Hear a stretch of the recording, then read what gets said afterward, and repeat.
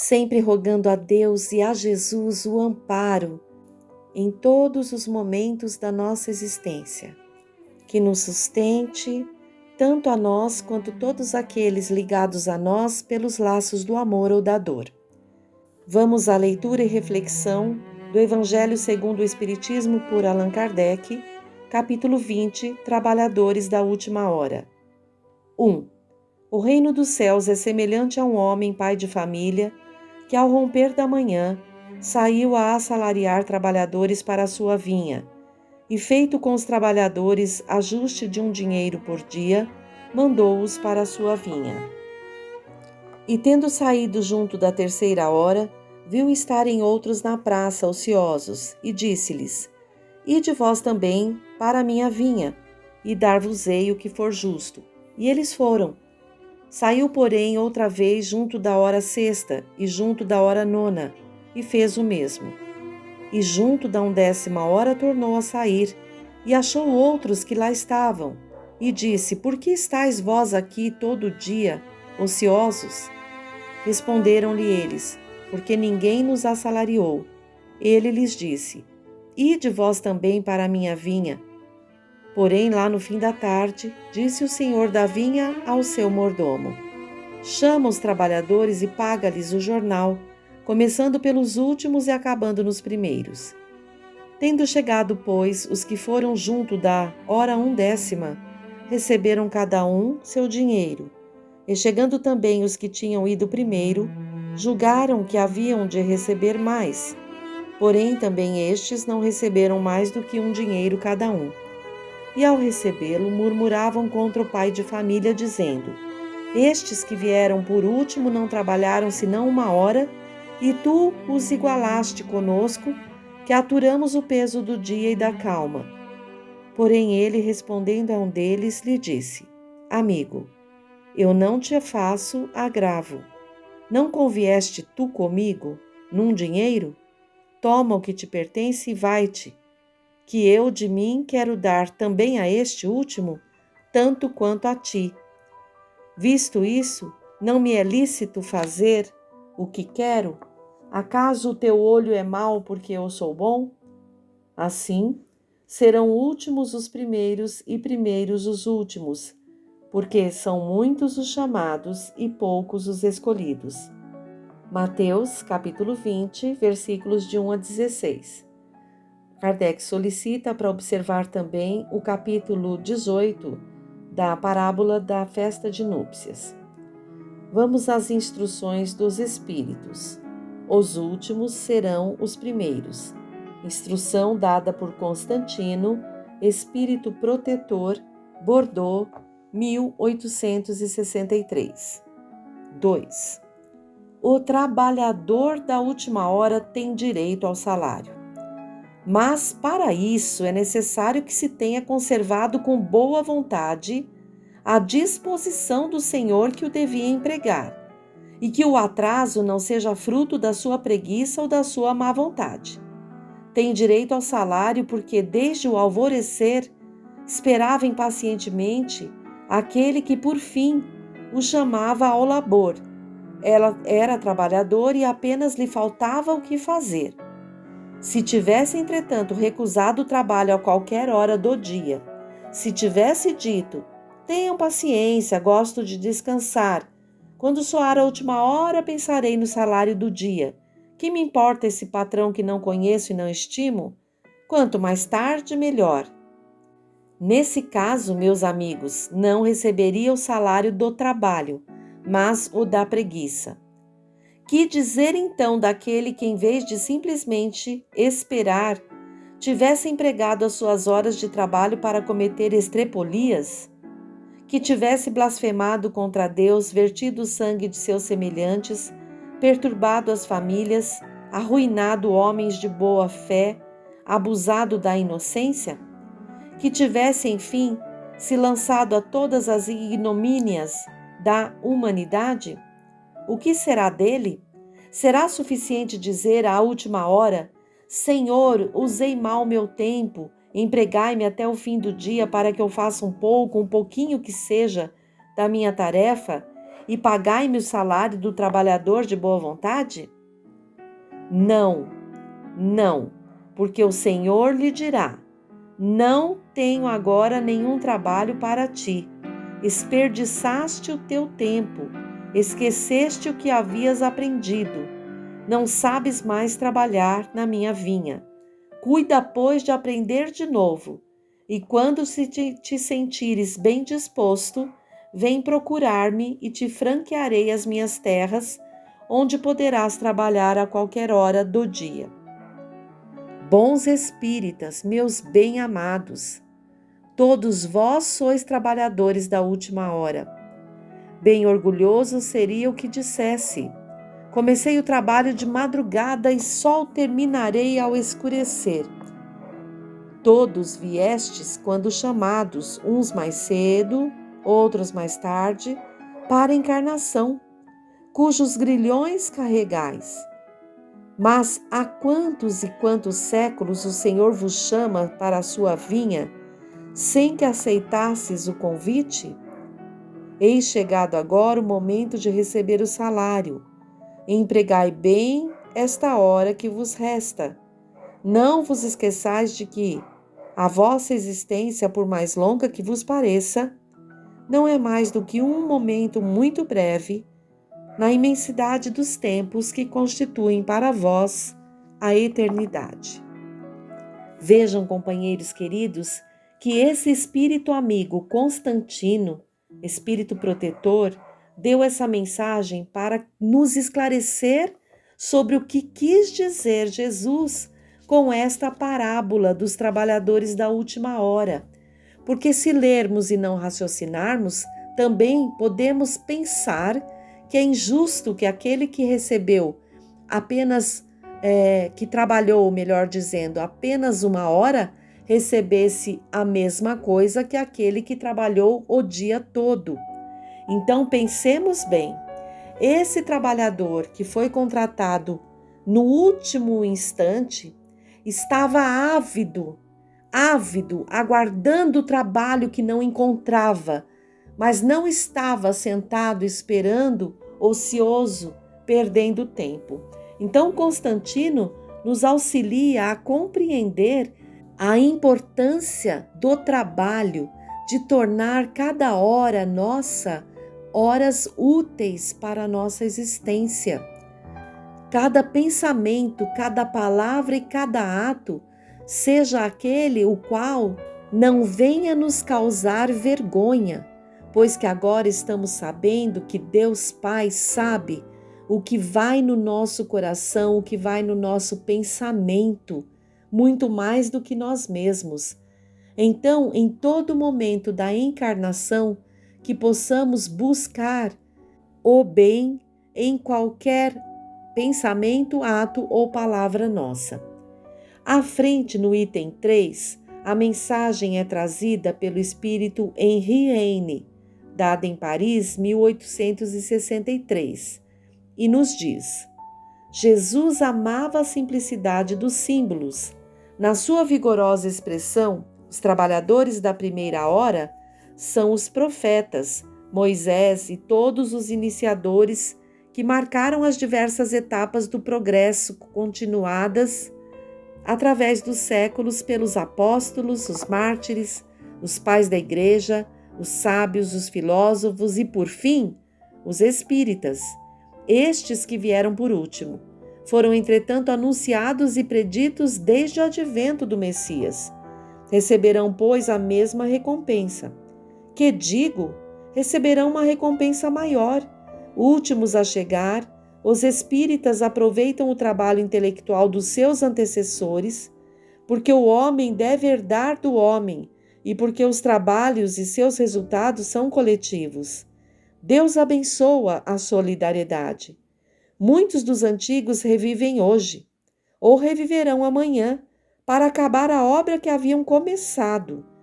Mais de um patriarca, mais de um profeta, mais de um discípulo do Cristo e de um divulgador da fé cristã se encontram entre vós. Ressurgem mais esclarecidos, mais adiantados, e já não trabalham mais nos fundamentos, mas na cúpula do edifício. Seu salário será, portanto, proporcional ao mérito da obra. A reencarnação, esse belo dogma, eterniza e precisa a filiação espiritual. O espírito chamado a prestar contas do seu mandato terreno compreende a continuidade da tarefa interrompida, mas sempre retomada. Vê e sente que apanhou no ar o pensamento de seus antecessores. Reinicia a luta, amadurecido pela experiência, para ainda mais avançar. E todos, trabalhadores da primeira e da última hora, de olhos bem abertos sobre a profundidade da justiça de Deus, não mais se queixam, mas se põem a adorá-lo. Este é um dos verdadeiros sentidos dessa parábola, que encerra, como todas as que Jesus dirigiu ao povo, as linhas do futuro e também, através de suas formas e imagens, a revelação dessa magnífica unidade que harmoniza todas as coisas no universo, dessa solidariedade que liga todos os seres atuais ao passado e ao futuro. Vejam que lindo isso, e é verdade. Estamos vendo dentro da nossa casa, Centro Espírita, Casa de Fabiano, e aprendendo tudo isso. O próprio Frei amoroso que nos acolhe já esteve em outras encarnações trabalhando pelo Cristo. Outros espíritos como Emmanuel, como Chico, como todos aqueles aos quais são nossos exemplos, já reencarnaram, iniciaram e agora dando continuidade a esse trabalho redentor, a esse trabalho que vai auxiliar àqueles que estão um pouco mais atrasados no trabalho de conhecimento de si próprios e do conhecimento de Deus, da vida, sejam beneficiados também, mesmo vindo agora. E nós espíritas, quantas encarnações tivemos, e talvez para nós esta seja uma das que estamos encontrando uma maior oportunidade para ter lucidez e iniciar o trabalho do verdadeiro cristão, porque em muitas oportunidades que tivemos, perdemos o nosso tempo na ociosidade, na preguiça ou pior, prejudicando ao próximo. Então, é dar graças a Deus e pela solidariedade que exorta aqui esse espírito querido, Henri Heine, que a solidariedade agrada a Deus. Esses espíritos que já alcançaram um patamar avançado, nos vêm auxiliar, nos auxiliando na compreensão dos nossos deveres. O próximo item é a missão dos espíritas. A mensagem é de Erasto, dada em Paris, 1863. 4. Não percebeis desde já a formação da tempestade que deve assolar o velho mundo e reduzir a nada a soma das iniquidades terrenas? Ah, bendizei o Senhor, vós que tendes fé na sua soberana justiça, e que, novos apóstolos da crença revelada pelas vozes proféticas superiores, ides pregar o dogma novo da reencarnação e da elevação dos espíritos, segundo o bom ou mau desempenho de suas missões e a maneira por que suportaram as suas provas terrenas. Deixai de temores, as línguas de fogo estão sobre as vossas cabeças. Ó verdadeiros adeptos do Espiritismo, vós sois os eleitos de Deus, ide pregai a palavra divina. É chegada a hora em que deveis sacrificar os vossos hábitos, os vossos trabalhos, as vossas futilidades, à sua propagação. Ide pregai, os espíritos elevados estão convosco. Falarei certamente a pessoas que não quererão escutar a palavra de Deus, porque essa palavra os convida incessantemente ao sacrifício. Pregareis o desinteresse aos avarentos, a abstinência aos dissolutos, a mansidão aos tiranos domésticos e aos déspotas. Palavras perdidas, bem sei, mas que importa? É necessário regar com o vosso suor o terreno em que deveis semear, porque ele não frutificará, não produzirá senão sob os esforços incessantes da enxada e da charrua evangélicas. Ide e pregai. Sim, todos vós, homens de boa fé, que tendes consciência de vossa inferioridade, ao contemplar no infinito os mundos espaciais, parti em cruzada contra a injustiça e a iniquidade. Ide e aniquilai o culto do bezerro de ouro, que dia a dia mais se expande. Ide que Deus vos conduz. Homens simples e ignorantes, vossas línguas se soltarão, e falareis como nenhum orador sabe falar. Ide e pregai, que as populações atentas receberão com alegria as vossas palavras de consolação, de fraternidade, de esperança e de paz. Que importam as ciladas que armarem no vosso caminho? Somente os lobos caem nas armadilhas de lobos, pois o pastor saberá defender as suas ovelhas contra os carrascos imoladores. Ide, homens que sois grande perante Deus e que, mais felizes que Tomé, credes, sem querer ver, e aceitais os fatos da mediunidade, mesmo quando nada conseguistes obter por vós mesmos. Ide, o Espírito de Deus vos guia. Marcha, pois, para a frente, grandiosa falange da fé, e os pesados batalhões dos incrédulos se desvanecerão diante de ti, como as névoas da manhã aos primeiros raios do sol. A fé é a virtude que transporta montanhas, disse Jesus, mas ainda mais pesadas que as maiores montanhas são as jazidas da impureza e de todos os vícios da impureza no coração humano. Parti, pois, cheios de coragem, para remover essas montanhas de iniquidades que as gerações futuras não devem conhecer, senão como pertencentes às idades das lendas, da mesma maneira como só imperfeitamente conheceis os períodos anteriores à civilização pagã. Sim, as revoluções morais e filosóficas vão eclodir em todos os pontos do globo. Aproxima-se a hora em que a luz divina brilhará sobre os dois mundos. Ide, pois, levando a palavra divina aos grandes que a desdenharão, aos sábios que desejarão prová-la e aos simples e pequenos que a aceitarão, pois principalmente entre os mártires do trabalho, nesta expiação terrena, encontrareis entusiasmo e fé. Ide, que estes receberão jubilosos, agradecendo e louvando a Deus a consolação divina que lhe oferecerdes. E, baixando a fronte, renderão graças pelas aflições que a terra lhes reservou. Arme-se de decisão e coragem a vossa falange, mãos à obra, o arado está pronto, a terra preparada. Arai! Ide e agradecei a Deus a gloriosa tarefa que vos concedeu, mas cuidado que entre os chamados para o Espiritismo, muitos se desviaram da senda. Atentai, pois, no vosso caminho e buscai a verdade. Perguntareis, então, se entre os chamados para o Espiritismo, muitos se transviaram, como reconhecer os que se acham no bom caminho? Responderemos: podeis reconhecê-los pelo ensino e a prática dos verdadeiros princípios de caridade, pela consolação que distribuírem aos aflitos, pelo amor que dedicarem ao próximo, pela sua abnegação e o seu altruísmo. Podeis reconhecê-los finalmente pela vitória dos seus princípios, porque Deus quer que sua lei triunfe e os que a seguem são os escolhidos que vencerão.